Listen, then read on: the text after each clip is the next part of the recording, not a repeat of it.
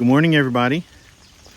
It's a rainy day here in the Nantahala National Forest.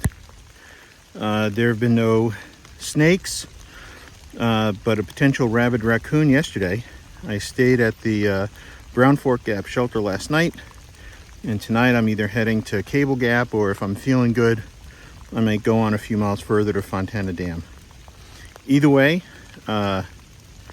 it's wet. Regardless of how good a rain jacket you have, you're either condensation on the inside or rain on the outside. So either way, it's a wet day. But it's not a big challenging climb and descent day like it was yesterday. So I hope you're all well, and I'll see you later. Good morning, everyone. Well, now it's afternoon. I decided to push on to Fontana today, and you can see I've been rewarded with extraordinary views. It's been a good day hiking. It's been raining. The rain has let up a little bit for now. That could start back up again in any minute. What can I tell you? So I heard a really impressive story yesterday. I stayed with a group of people at Brown Fork Shelter, and one of the people is Logan, who's an ICU nurse from Ohio. And he was hiking along, and there was a group of people hiking to raise funds for cystic fibrosis research. And one of the women who was hiking she put her foot and or trekking pole down a little bit too close to the edge. Often we hike with an uphill on one side and a steep downhill on the other side. And if we take one or two steps too far towards the downhill, we could fall. Well, so she put her trekking pole and her foot down too close to the edge, and it wasn't stable enough to support her, and she went tumbling down the ravine. She broke her tibia, had a big cut in her arm, and I forget, there was something else, but she did okay. And Logan was hiking behind her and went down and was the first person on the scene, and cleared her C-spine and did an exam, called EMS. They came to extract her and rescue her, and Logan and a couple other people were treated to a couple of nights at a hotel, and a big celebratory part of their final dinner amongst that group. So it was really cool, but it was what presence of mind to lapse right back into your training. So good for him. His trail name is Lieutenant Dingleberry. It used to be Lieutenant Dangle because he wears short shorts and aviator glasses. And somehow the people at the CF group changed it to Dingleberry. So that's his new trail name. Anyway, I've been serenaded by a wood thrush, or by many wood thrushes, over the course of the day, and it is music to my ears, because it is literally music to my ears. And I'll catch it. My destination is the Fontana Dam shelter, and I'm going to be taking a 0 day. Thank you, Kay, for setting up a hotel reservation for me so I can dry out, resupply, and upload some video. So I will catch you all later. Who knows what's up around that bend? Do you hear the theme from Deliverance or Blair Witch Project?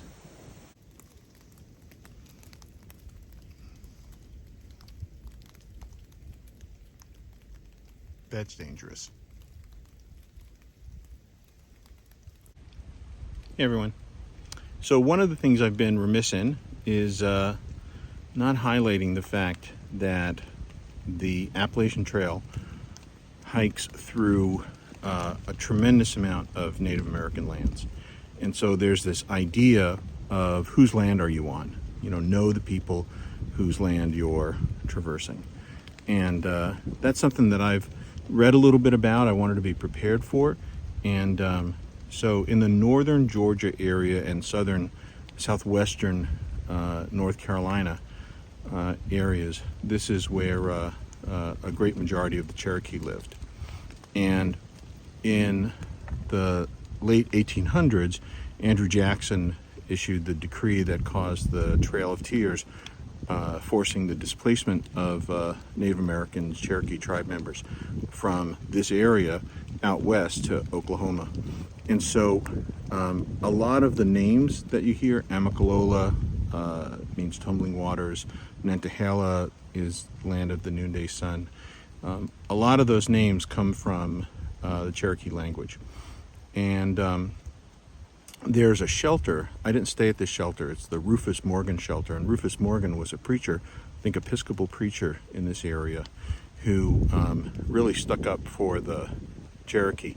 And he actually bought land in the name of friends of his, Cherokee friends of his, because Andrew Jackson's decree that caused the Trail of Tears said that if you own land, if you were Cherokee and you own land, you didn't have to be displaced. And so he saved a lot of folks from being displaced. He was called the Moses of the Mountains because he went around preaching to the people that lived here as well as the Cherokee.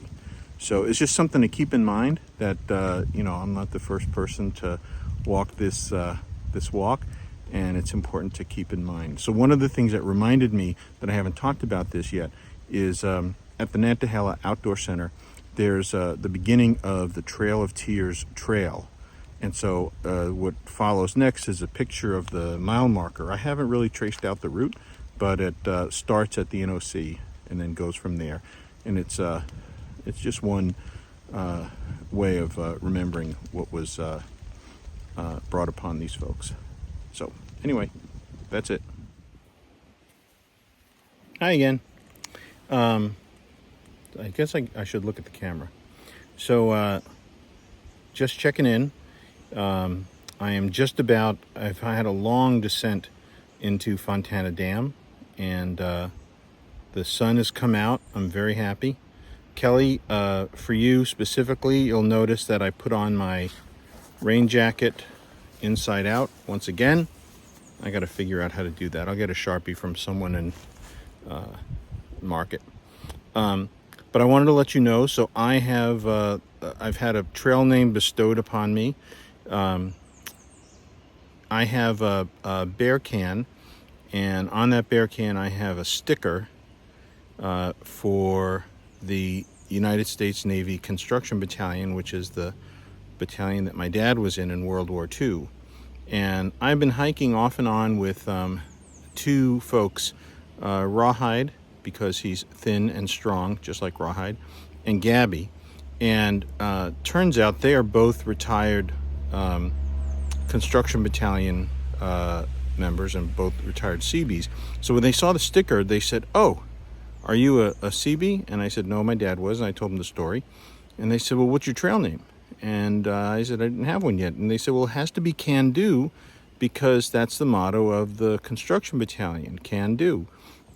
Their slogan is the difficult we do right away, the impossible we will take a little bit longer, which is very cool. But their motto is Can Do. And so Gabby bestowed on me the name Can Do, which is a little intimidating since it offers some prognostic features about my finishing this through hike, which I don't want to seem too confident about. I am confident, but I have a little bit of imposter syndrome.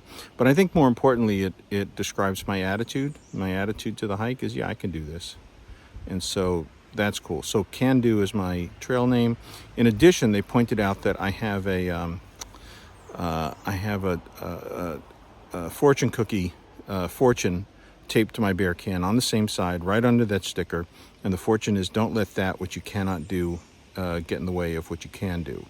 And so for those two reasons, plus the fact that I have a bear can, the can part, that's my trail name. So I'm going to try it out and see if it fits. I think it does. Thanks a lot. Bye.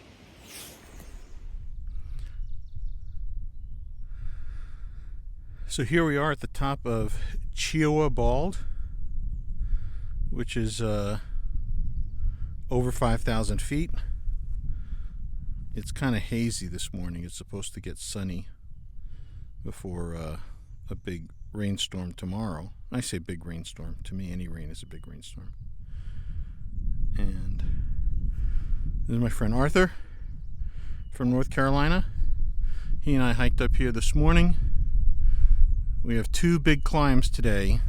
We have a lot of climbs, but 2 big ones, and this is one of them.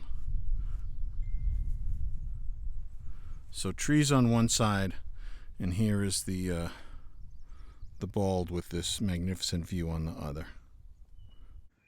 Hi, my name is Joe Freistroffer. I'm from Fort Wayne, Indiana, and we are at Brown Fork Gap, North Carolina, about 10 miles south of Fontana. Started walking on April 12th, so we've gotten about 150 miles so far as of today. And Joe advised us not to feel the lactic acid. And he also graciously allowed a snorer to come into the shelter too, which I appreciate. And the snoring was not as bad as anticipated. All right, please, friends and family, take note of that comment. See you later. See ya. This is the view from the north side of Bald.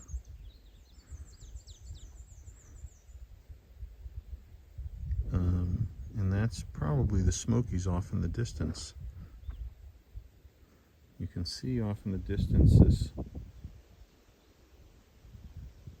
little town of Robbinsville, North Carolina, where some people are going to resupply. I'm going to resupply at Fontana Dam.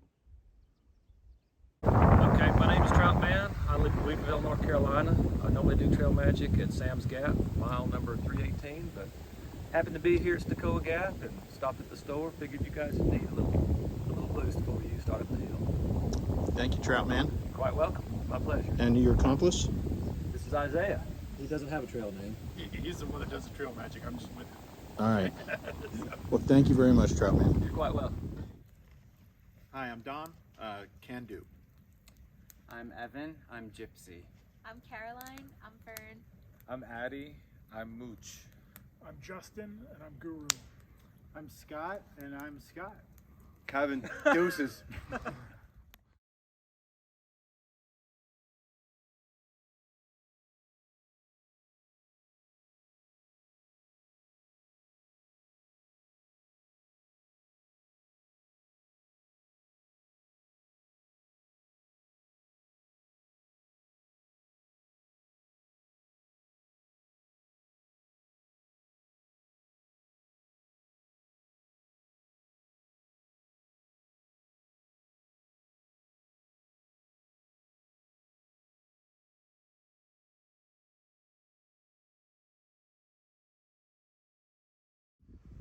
So I'm hiking down the mountain, and I come down out of the cloud that I've been in pretty much all afternoon, and boom. Can you see it? That is the Fontana Dam. And behind it, I'm going to say Fontana Lake. I don't know if that's the name of it, but this is the highest dam in the eastern United States, and it's the one that Harrison Ford's character in The Fugitive jumped off of when he was running away from Tommy Lee Jones. I'm just saying.